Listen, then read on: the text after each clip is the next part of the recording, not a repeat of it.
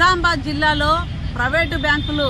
మోసాలు విపరీతంగా పెరుగుతున్నటువంటి పరిస్థితి ఉంది. ముఖ్యంగా నిజామాబాద్ జిల్లాలో ఏదైతే గల్లీలలో ప్రైవేట్ బ్యాంకులు అంటే వారంకు కట్టే బ్యాంకులు కానీ 15 రోజులకు కట్టే బ్యాంకులు కానీ నెల రోజులకు ఇచ్చే బ్యాంకులు కానీ ఈ విధంగా పేర్లు చెప్పుకుంటూ ప్రతి ఒక్క బ్యాంకు గల్లీలకు రావడం, ఆ గల్లీలలో వస్తున్నటువంటి బ్యాంకులలో ప్రతి ఒక్క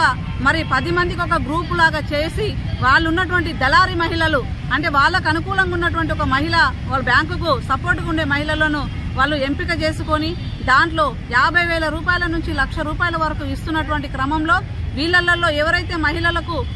డబ్బులు లోనుగా తీసుకుంటున్నటువంటి వాళ్ళలో ఒక్కొక్కరు చొప్పున 5,000 రూపాయలు తీసుకుంటూ ఈ విధంగా మోసానికి గురి చేస్తున్నటువంటి పరిస్థితి ఉంది. ఈ రోజు రాష్ట్ర ప్రభుత్వము ఏదైతే స్టేట్ బ్యాంక్ ఆఫ్ ఇండియా గానీ స్టేట్ బ్యాంక్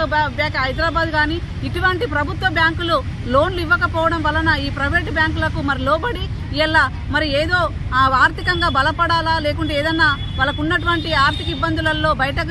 బయటపడాలంటే ఖచ్చితంగా సపోర్ట్ తీసుకోవాలనే ఆశతోని ఈ రోజు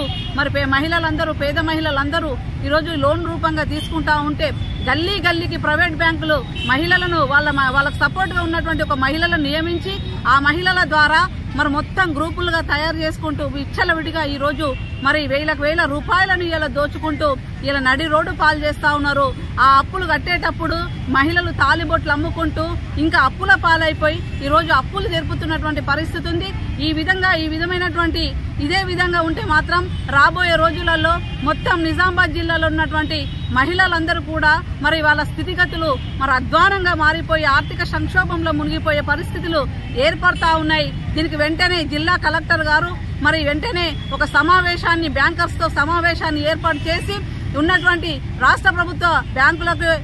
వాళ్ళు రుణాలు ఇచ్చే విధంగా చర్యలు చేపట్టాలి. ఈ ప్రైవేట్ బ్యాంకుల పైన చేస్తున్నటువంటి మోసపూరితమైనటువంటి దోపిడీని అరికట్టే విధంగా జిల్లా యంత్రాంగం పూనుకోవాలని చెప్పేసి బహుజన లెఫ్ట్ మహిళా సంఘంగా మేము డిమాండ్ చేస్తా ఉన్నాము.